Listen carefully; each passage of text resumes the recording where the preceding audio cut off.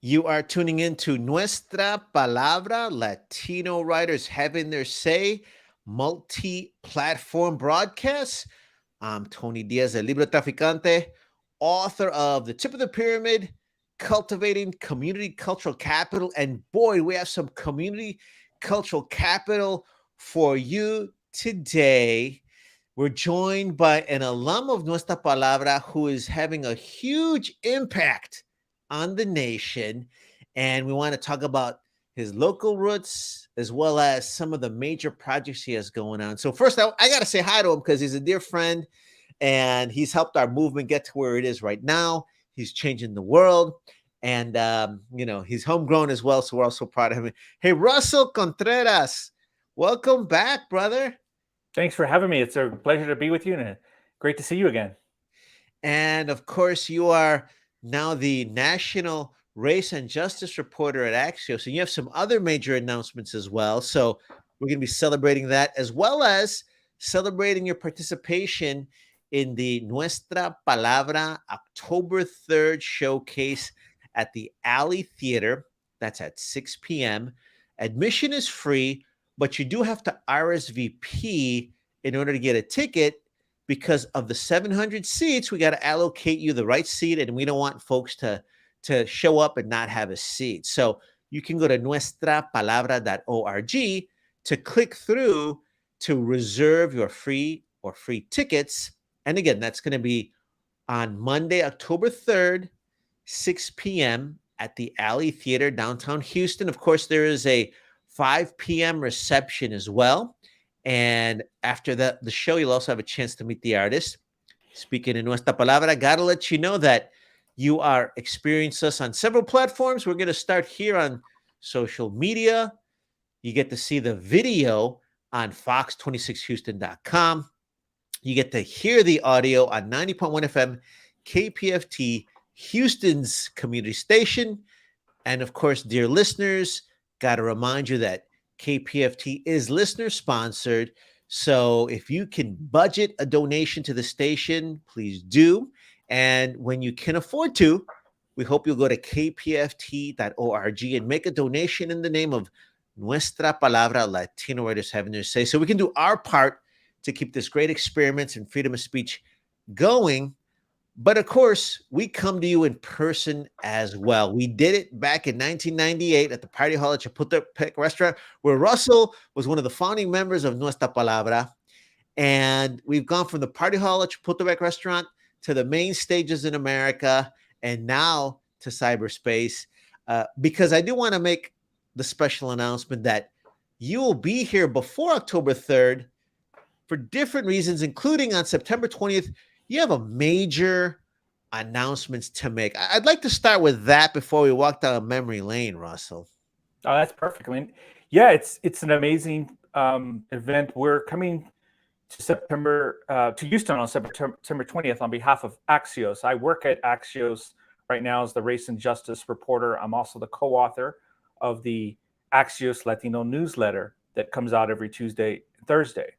But what's really great is we've recently launched Axios Houston, which means as part of Axios' plan to expand across the country, we're opening up local offices in major cities. And one of them has come out. We are happy to announce that it's Houston. So we're opening this new office in Axios Houston to bring you the best news, the top news, 5 days a week, which you could subscribe for free. And reporters will give you the best news in Axios format, in its smart brevity format. So when you wake up in the morning, you'll get the top news in your email. Then you can go to the Axios website to read even more about what's going on. We cover everything from politics, tech, business, people of color, immigration, everything that is important to Axios and Houston, you'll get in that newsletter. So it's with great pleasure that we're coming to Houston on September 20th at the in a very intimate setting where we're going to be talking about the attempts of Houston to address environmental justice. This is important because, as you know, Houston its economy is so much based on oil and gas. I mean, it's there. There's nothing wrong with it because that's what sustained myself. My family has been in the oil and gas business for years. in any format, whether you're in banking, whether you're in energy, even in schools, the revenue that comes from oil and gas. But yet we got to talk about what are the environmental effects of oil and gas in the city. What are the environmental effects of the growth that comes with that, and construction and illegal dumping and our access to water, everything else, flooding. It's part of the totality of it. So we're going to sit down. I'm going to be interviewing Adrian Garcia, the commissioner, county commissioner for Harris County Precinct 2. And I'll be interviewing somebody from the city of Houston, Pilar Zachariah. She's the Chief Resilient and Sustainability Officer.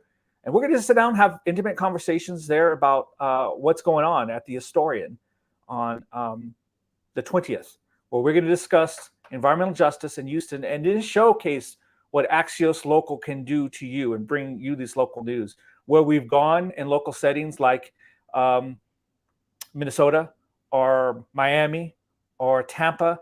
A lot of these places, the newsletter, the subscriptions to the newsletter surpass the local newspaper. So we got to start thinking of different ways that we as media can rethink our business models.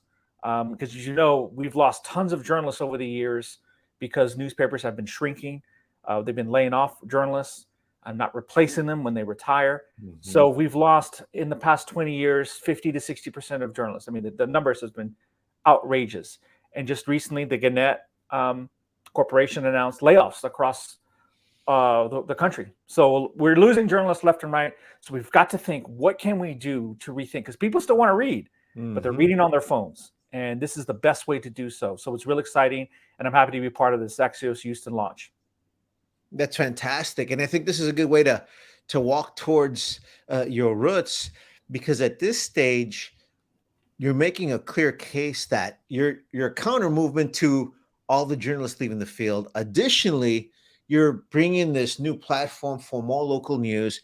This is a great introduction, especially for that topic of environmental issues, because, of course, Brian Paras and the organization Texas and his father, Juan Paras, have been talking about that for a long time. And right now you've got communities of color, especially in the African-American community, documenting how that pollution is leading to carcinogens in people's lives. People are asking, when's that come up in the Latino community? So there's that to talk about. And again, you're positioning it where now there'll be more discussion for all these issues, where before it was limiting. We didn't have enough journalists on the ground. And this is a really powerful experiment for Axios. And I know that just from the way you've approached even just the Latino topics, you've really added so many nuances and layers to the conversation just when you started. So tell us a little bit about that. How long ago did you start with Axios? And it seems as if the administration there does want you to complicate issues, really get into the more complicated parts and talk about a very more profound approach to the Latino demographic. That's right. I started in November of 2020, right after the election, after 12 years at the Associated Press. And before that, I was at the Boston Globe. And before that, I was at the Albuquerque Journal and AP. And of course, I got my start there in Houston at the Houston Press.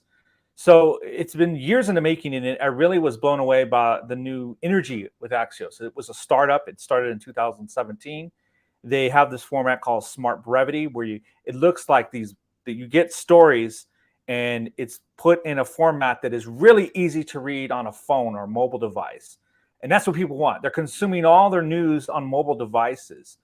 And currently right now, before Axios, it was very difficult to read news on mobile devices because people were writing for the web or presenting stories for the web are still presenting in a print format. The web is secondary, and mobile was thought in a third way. But yet that's where everybody was resting and getting their news. So what Axios did is, what if we flipped that and made the news consumption priority on a mobile device?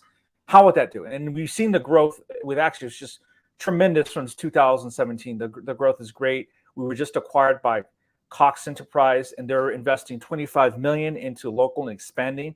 We want to be in 100 cities for the next year or two. We're trying to get in 25 cities by the end of this year. We'll open up an office in San Antonio, and we just announced 5 more cities in San Diego, Cleveland to be part of it, New Orleans. So this is real. Where people are pulling back on local journalism, we're actually going in. My former job employee, the Associated Press, they're actually pulling away from local coverage, not reporting about the states, but reporting from the states. And we're actually going in and saying, no, we want to give you what's important to Houston, not what's important to Houston that a dentist in Baltimore would read. No, what's important to the people of Houston, what's going on with school boards, what's going on with elections, what's going on with basic things like the elevation or the stoppage of a major artery, a freeway. Those are things that will be important because it affects the economy. And coming to Axios, I was allowed to do nuanced journalism, this thing to really paint what this complicated picture about Latinos, African Americans, Asian Americans, what's going on in the country. Because a lot of times when we see coverage, it's either real critical or it's cultural cheerleading. Look at all this great stuff we're doing, and we're not being honest with each other. If we take the issue of oil and gas, for example, we really, when you dissect it, it's a really complicated, complex issue around how this affects our community. And I'm here in New Mexico. New Mexico's revenue here largely funded by oil and gas revenue. We cannot have an educational system without oil and gas. And if you go to the eastern part of the city, most of the employees who work in the oil and gas field are Latino, Mexican Americans, Mexican immigrants. So when you have a really, in the totality discussion about how we should get off fossil fuels, and everybody will agree that we eventually need to get to a point where we have a balanced energy approach.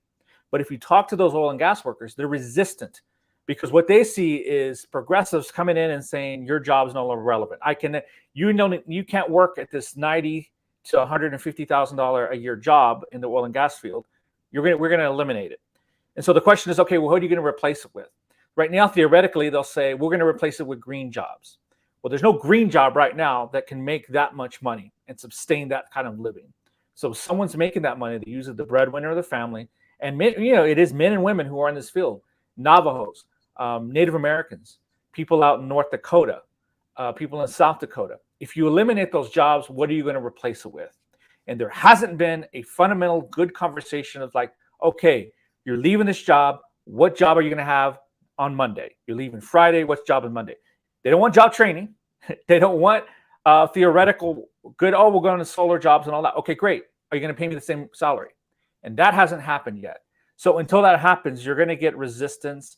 Yes, climate change is on the table, but unless you have a comprehensive talk, well, how can you move somebody from these high-paying jobs to other high-paying jobs and actually want to give them a raise? Unless you have that conversation, you're going to have resistance, and we're not going to have a good fundamental discussion, because you can move those Latinos to, say, wind farms, but wind farms only hire a fraction of the employees that oil and gas does. Not only that, the highest paying job is the dude who goes around all the wind turbines and picking up dead birds that the wind turbines kill. So you can get a job for 15 hours picking up dead birds, where you had a job, 90,000, working in a field. And it's dangerous, yes. But those are conversations we have. We have to also talk about what happens to the workers afterwards and working in the field all these years. So those are conversations we need to have, and we need to cover that justly. And when you mentioned bringing a local perspective, we got to talk about your, you grew up here in Houston, so it's great to have you doing national work, but of course with the local sensibility. And let's take a walk down memory lane, and we're going to be celebrating this, of course, October 3rd at the Alley Theater. But let's give some shout outs. So if you shout out the high school you went to and the college you went to, a lot of our viewers and listeners are going to be familiar with, right? So tell us about that. Well, I grew up in the Aldine area, near Ericus Homes, Inwood, Forest, Greenfield Village, that area. And I went to Eisenhower High School, graduated in 92. And after that, I went to the University of Houston, where I got my BA in English and, I got my BA in History and English. And then started a graduate program in history, but was working as a journalist. And that's where I got started. I started at the Houston Cougar, or the Daily Cougar, as we called it back then. And now it's called the Cougar. And after that, I went to New York, where I got into, after I was getting involved in Nuestra Palabra, I do the MFA initiative and got into the Columbia School of Arts, which I got into the MFA program. And the MFA program prepared me for an MFA in creative nonfiction, where I graduated in 2002. While I was there, I created a chapter of Nuestra Palabra, which we call Our Word. And we celebrated our 20th year last year. Well, we didn't have an event because of COVID. So I think we're going to try to do a 20-year celebration this year, this March. So Nice. I did go and try to plant a seed for Nuestra Palabra. It was called Our Word, but it was a gathering of writers of color because there weren't that many Latinos. Now it's way more diverse than it is now, this program. And after that, I just launched my journalism career, started at the Associated Press in New Jersey and then in New York. I was there in New York for September 11th and then the blackout. And then I moved to Albuquerque and then Boston. And since then, I've come back to Albuquerque, been working at the AP and then now Axios. So it's been all at the totality prepared me for the type of journalism I do, is in covering diverse communities. Because Houston, Iowa High School was one of the most diverse at the time. This is the height of integration, and it was almost evenly divided. It was largely African American, but we had a significant number of white students and Latino students. And to be honest, I've been trying to chase that. I've been trying to return to environments that have been that diverse ever since. And I've been trying to go to a workplace or everything else. It's been very difficult because when I was there, I thought this is the way the world's going to be. And it was very promising. And in a lot of places, I have not found that. The closest I found that is Axios, when it's diversity. But it's something I've been chasing my whole life, and it started with Houston. Well, and I think what's also fantastic too is that you're also, just in your trajectory, you're defying stereotypes in that I'm sure right now there's a parent having a conversation with a student and saying, listen, I don't want you to get an MFA, or I don't want you to study English as a major. You did both of those. And here you are creating new paths for others. There may be someone who's a writer in the Aldine area right now. I promise you that we're going to have some events in the Aldine area who may feel discouraged, not hearing a voice that they can relate to. We're here to tell them that folks from Aldine are changing the world. And like you said, you sought that diversity, and now you're creating that diversity. And now you're making a space for others to get involved, because even that act creating Our Word at the Columbia University, the prestigious creative writing program, that was huge. People might let me ask you this. Someone might not understand why that's so huge because it's in New York. And they say, well, they're already a master's degree program. Why is that? Why was that so important then?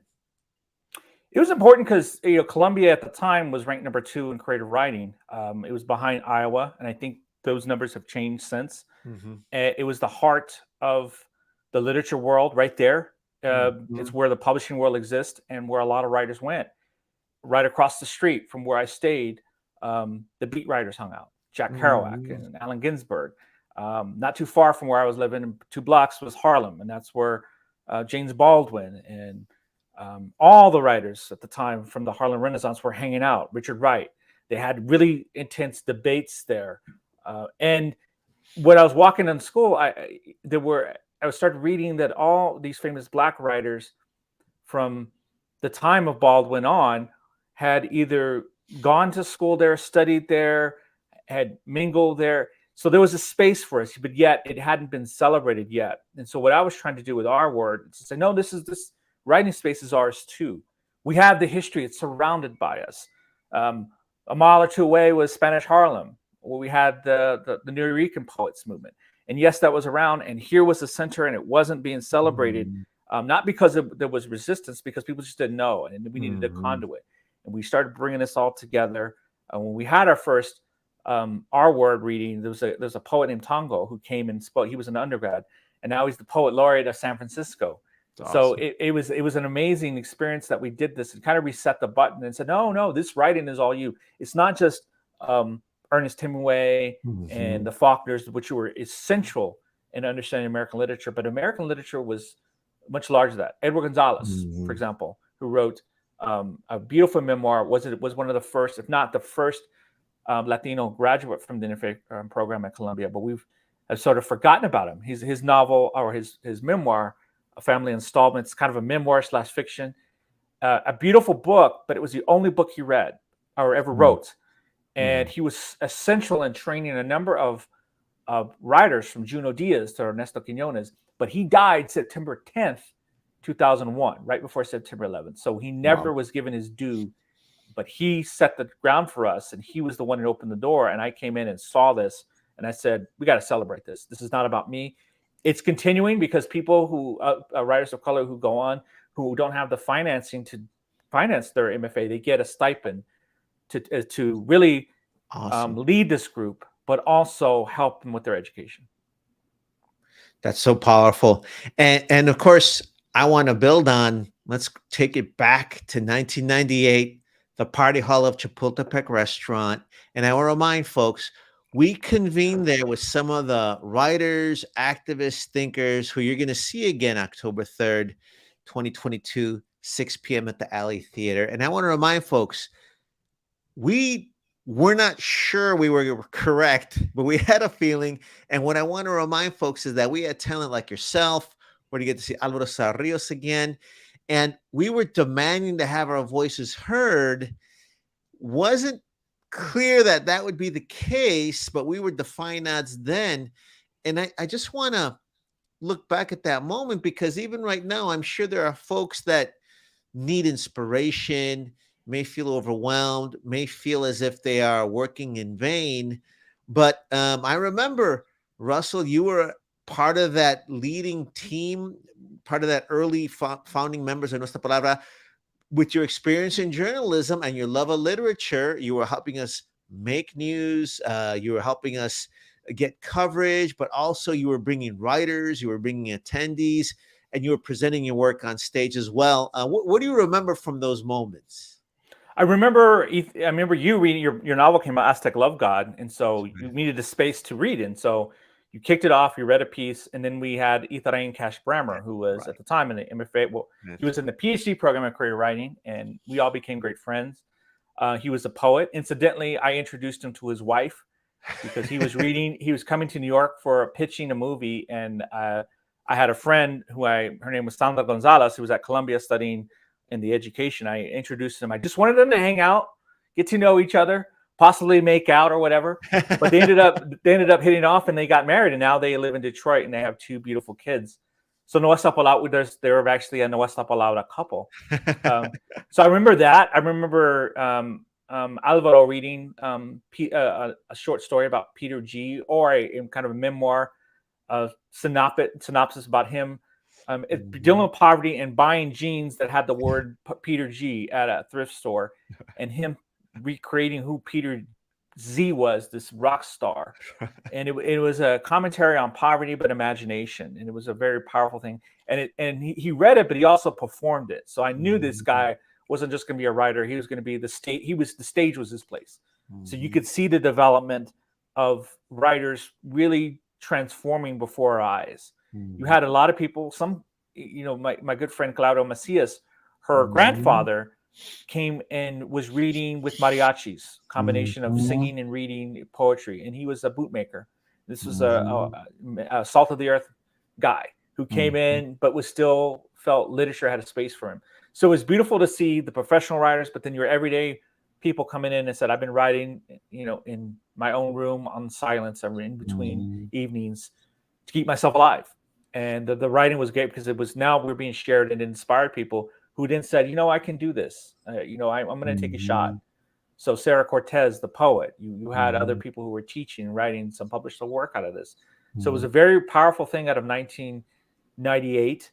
And it sustained itself. I mean, it grew into New York, and we started traveling around the country. We were getting national attention at a time where people said, well, we want Latino writers, but we can't find them. Well, we gave them to them.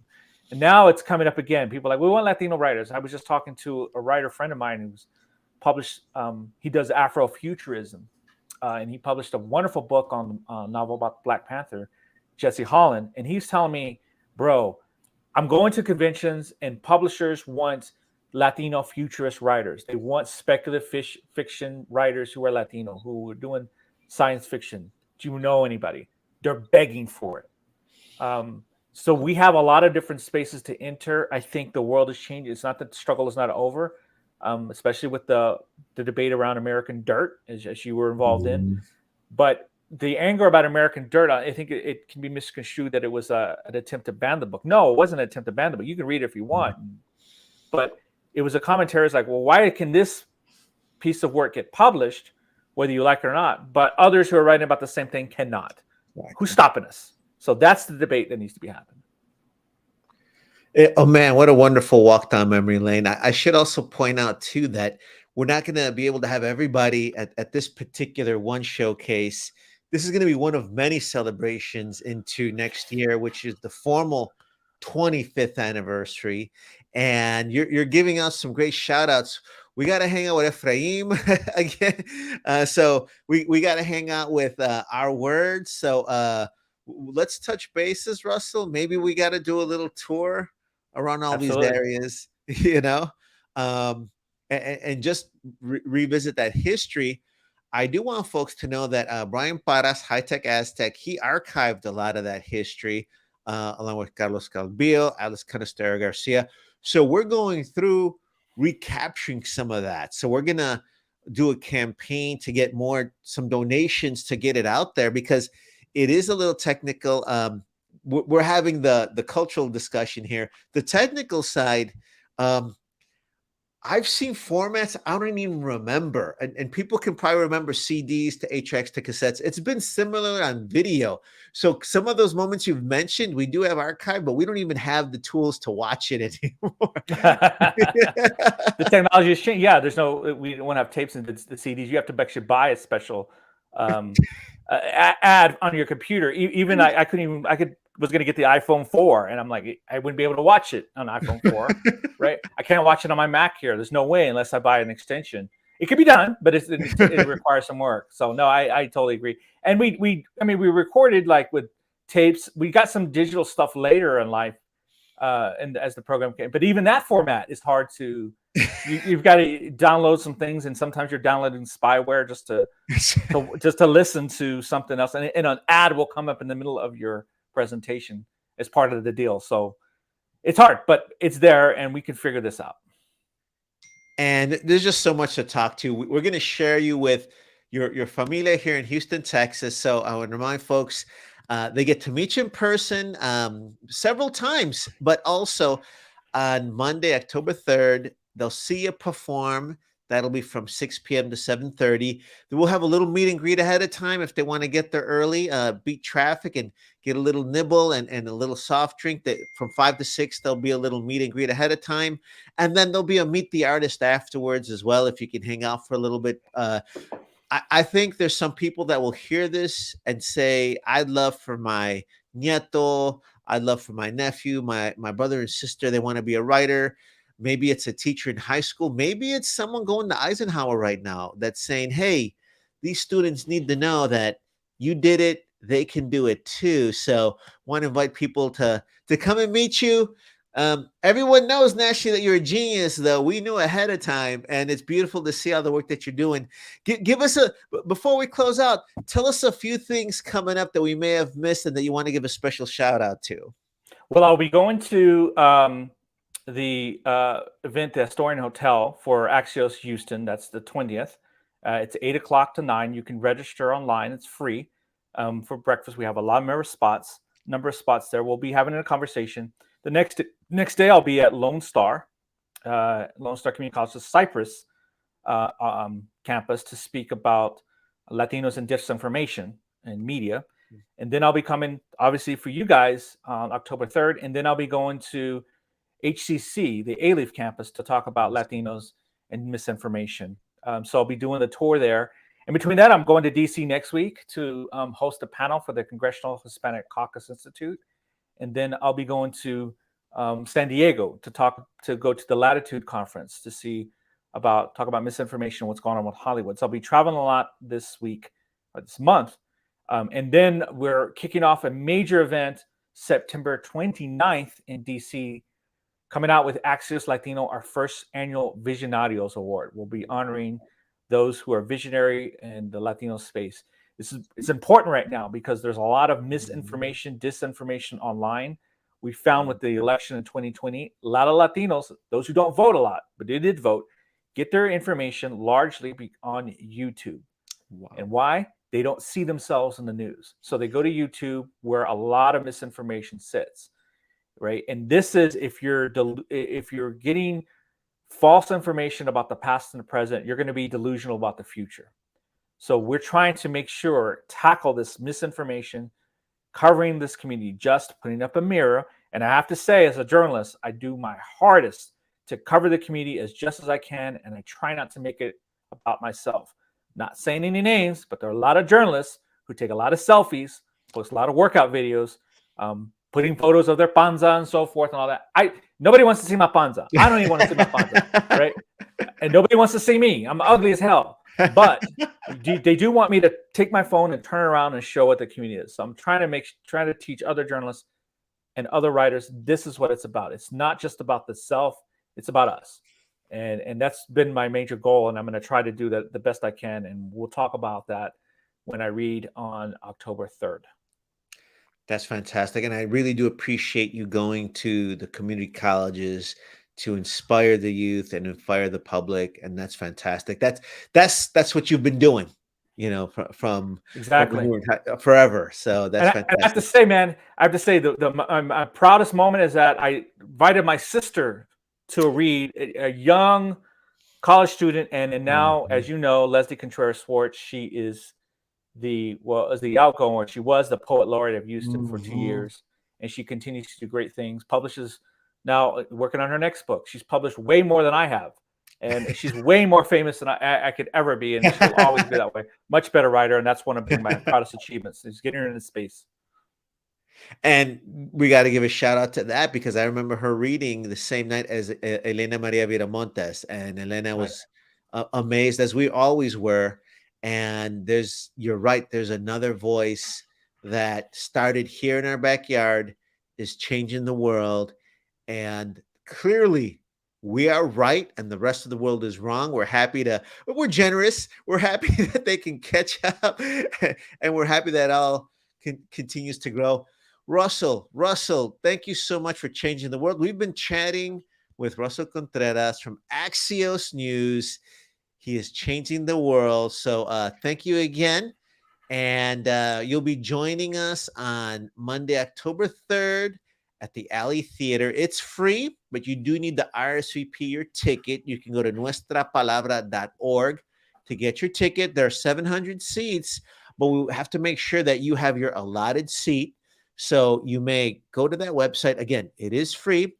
And we want to thank the Cultural Capital team. We want to thank Roxana Guzman, who is our multi-platform producer. She is working today with Diana Lopez, who is a veterana of Nuestra Palabra and one of the co-founders of Libre Traficante Caravan. Also, Brian Paras, co-founder of Libre Traficante Caravan. He is also helping produce today. Shout out to Rodrigo Bravo Jr., who produces our audio broadcast, which appears on and is heard on 90.1 FM KPFT. Again, dear listeners, you know that KPFT is listener-sponsored. So if you can, please budget for a donation to KPFT. And if you can, we appreciate if you go to kpft.org, make a donation in the name of Nuestra Palabra, Latino Writers Having to Say, so we can do our part to keep the whole station going. And I'm Tony Diaz, Libre Traficante, author of The Tip of the Pyramid, Cultivating Community Cultural Capital. I really appreciate your attention, your time, and supporting the arts. So thank you, all of you. Russell, thank you once again, brother. Looking forward to hanging out October 3rd. We'll see you then. Happy to come, and I'm excited to see everybody. Awesome. Ciao. Cool.